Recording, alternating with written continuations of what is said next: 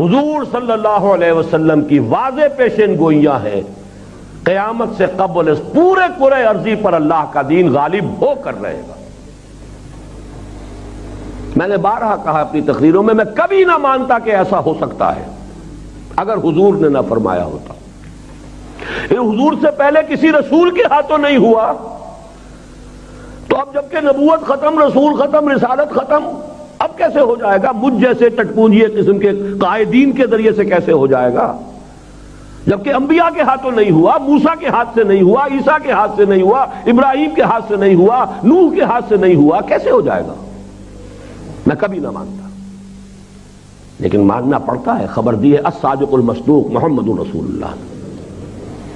لا يبقى على ظهر الارض بیت وبر ولا مدر الا ادخل اللہ کلمۃ الاسلام۔ روایت مسند احمد کی، مقداد ابن اسود اس کے راوی، اس روئے ارضی پر ایک گھر نہیں بچے گا، نہ اینٹ گارے کا بنا ہوا گھر اور نہ ہی کوئی خیمہ جس میں اللہ کلمہ اسلام کو داخل نہ کر دے۔ بے عز عزیز و ذل ذلیل، یا تو کسی عزت والے کے اعزاز کے ساتھ اور یا کسی مغلوب ضعیف کی مغلوبیت کے ساتھ تو فعل، یعنی یا تو گھر والا خیمے والا خود ایمان لے آئے گا، اس کے گھر میں اسلام داخل ہوگا، اسے بھی اعزاز نصیب ہوگا، وَلِلَّهِ الْعِزَّةُ وَلِرَسُولِهِ وَلِلْمُؤْمِنِينَ، اور یا یہ ہے کہ اسے نیچے ہو کر رہنا پڑے گا، چھوٹا ہو کر رہے گا، جزیہ دے گا، اسلام کا غلبہ اسے بھی تسلیم کرنا پڑے گا، تو گویا کہ اس کے گھر میں بھی اسلام تو آ گیا، وہ بدبخت محروم رہ گیا۔ اور دوسری حدیث حضور نے فرمایا حضرت ثوبان سے، اور یہ مسلم شریف کی روایت ہے،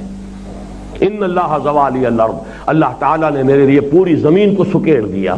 فرأیت مشارقہا و مغاربہا، میں نے اس کے سارے مشرق دیکھ لیے، سارے مغرب دیکھ لیے، وَإِنَّ أُمَّتِي سَيَبْلُغُ مُلْكُهَا مَا زُوِّيَ لِي مِنْهَا، اور سن لو میری امت کی حکومت ان تمام علاقوں پر قائم ہو کر رہے گی کہ جو مجھے سکیڑ کر دکھا دیے گئے۔